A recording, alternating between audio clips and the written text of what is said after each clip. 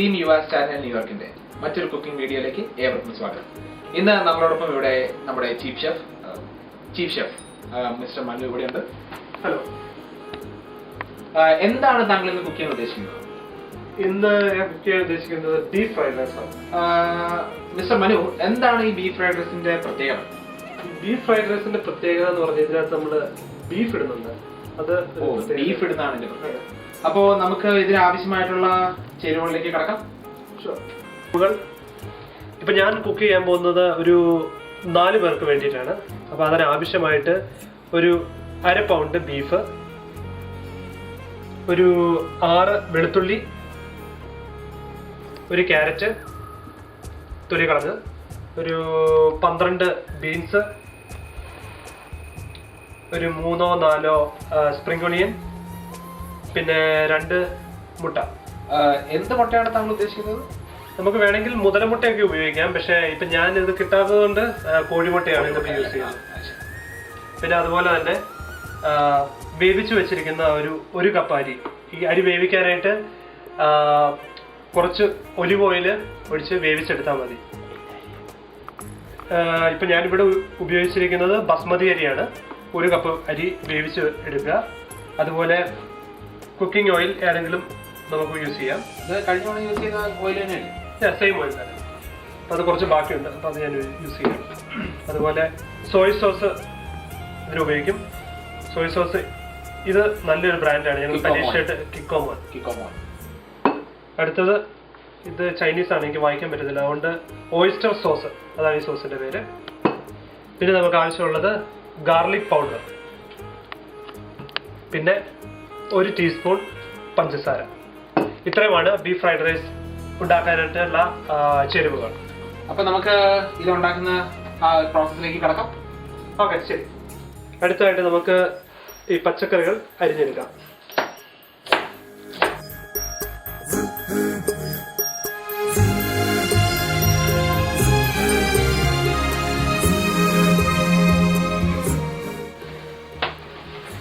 Okay, അപ്പൊ നമ്മള് ഈ പച്ചക്കറികളെല്ലാം ചെറുതായിട്ട് അരിഞ്ഞു കഴിഞ്ഞു.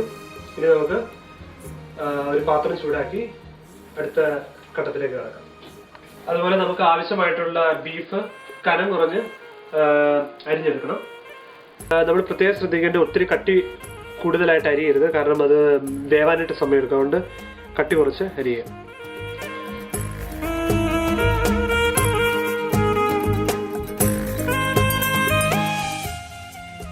അങ്ങനെ നമ്മൾ ബീഫ് വെട്ടി ഈ ഒരു പരുവമായി കഴിയുമ്പോൾ നിർത്തിക്കൊള്ളുക. ആദ്യമായിട്ട് ഗ്യാസ് ഓൺ ചെയ്യുക, പാത്രം ചൂടായി കഴിയുമ്പോൾ എണ്ണ ഒഴിക്കുക.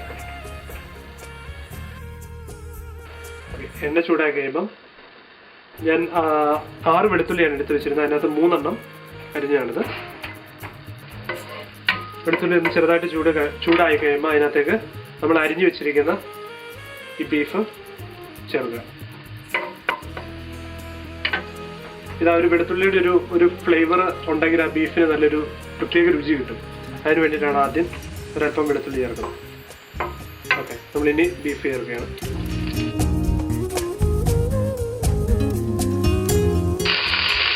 വേണമെങ്കിൽ നമുക്കൊരു സ്റ്റൈലിന് വേണ്ടിയിട്ട് ഇങ്ങനെയൊക്കെ ഇളക്കി കൊടുക്കാം.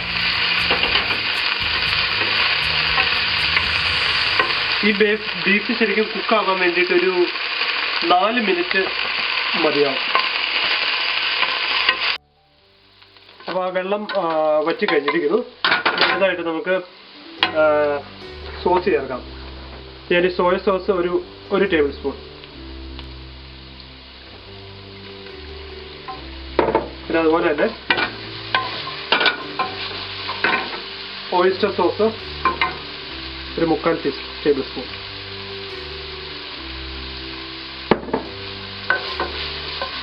അതിൽ ഒരു 30 സെക്കൻഡ് കൂടി ചൂടാക്കാം. അപ്പോൾ നമ്മുടെ ബീഫ് ഒരു പാത്രത്തിലേക്ക് മാറ്റി വെച്ചിരിക്കുന്നു. അടുത്തതായിട്ട് ആ സെയിം പാത്രത്തിൽ തന്നെ 2 മുട്ട, അത് ജസ്റ്റ് ഒന്ന് ചിക്കി എടുക്കാം.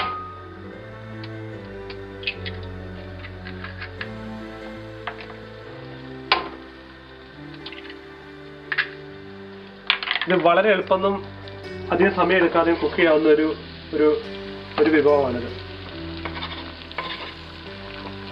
ഈ മുട്ട പൊട്ടിച്ചിട്ട് അപ്പം തന്നെ ഇളക്കി തുടങ്ങരുത്. ഒരു കുറച്ച് സെക്കൻഡ് വെയിറ്റ് ചെയ്യുക. ജസ്റ്റ് കുക്കായി കഴിഞ്ഞിട്ട് ഇത് ചിക്കി എടുക്കാവുള്ളൂ. ഓക്കെ, അപ്പം മുട്ട ചിക്കി പൊരിച്ചത് നമ്മളൊരു പാത്രത്തിലേക്ക് മാറ്റി വെക്കുന്നു.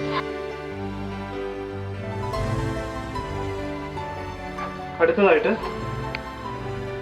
നമുക്ക് കുറച്ച് എണ്ണ പാത്രത്തിലേക്ക് എണ്ണ ഒഴിച്ച് ചൂടാക്കാം. വളരെ കുറച്ച്. ആ എണ്ണ ഒന്ന് ചൂടായി കഴിയുമ്പോൾ ആ ബാക്കിയുള്ള വെളുത്തുള്ളി ഇട്ടൊന്ന് ചെറുതായിട്ട് ചൂടാക്കി എടുക്കണം.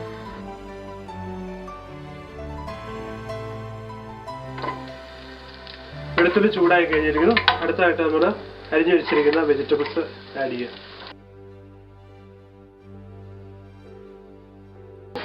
ഇത് ഒത്തിരി കുക്ക് ചെയ്യേണ്ട, ഒരു 2-3 മിനിറ്റ് കുക്ക് ചെയ്താൽ മതി.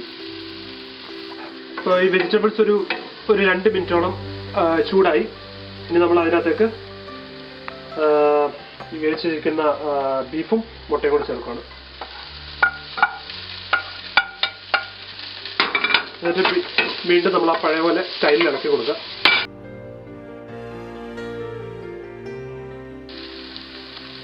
ഇനി നമ്മൾ അതിനകത്തേക്ക് അരി ചേർക്കാൻ പോവുകയാണ്.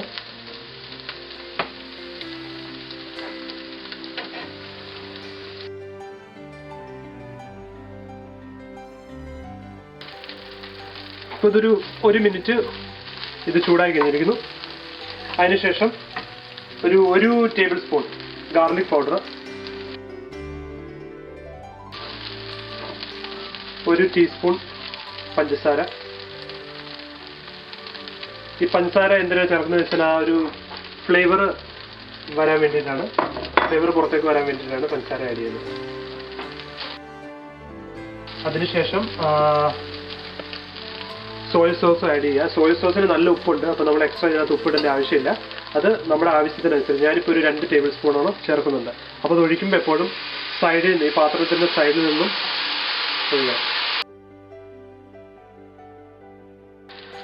അവസാനമായിട്ട് സെസമി ഓയിൽ നമ്മളൊരു ചൈനീസ് ഒരു ഫ്ലേവർ കിട്ടാൻ വേണ്ടിയിട്ടാണ്. അത് ഓപ്ഷണലാണ്, വേണമെങ്കിൽ ആഡ് ചെയ്താൽ മതി.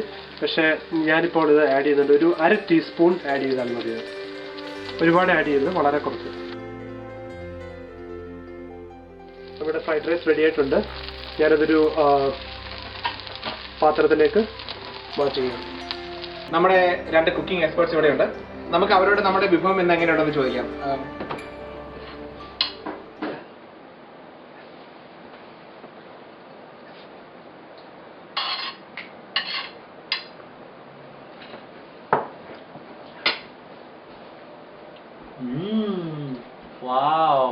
ഇത്രയും നല്ല ഫ്രൈഡ് റൈസ് എന്റെ ജീവിതത്തിൽ കഴിച്ചിട്ടില്ല. മാഡം കഴിച്ചിട്ട് നല്ല ടേസ്റ്റും ടെക്സ്ചറും, ഒരു കുഴപ്പം മാത്രം, ക്വാണ്ടിറ്റി കുറഞ്ഞു പോയി. കുറച്ചും കൂടി ഉണ്ടാകുന്നെങ്കിൽ എന്റെ ഭർത്താവിന് വീട്ടിൽ കൊണ്ടുപോയി.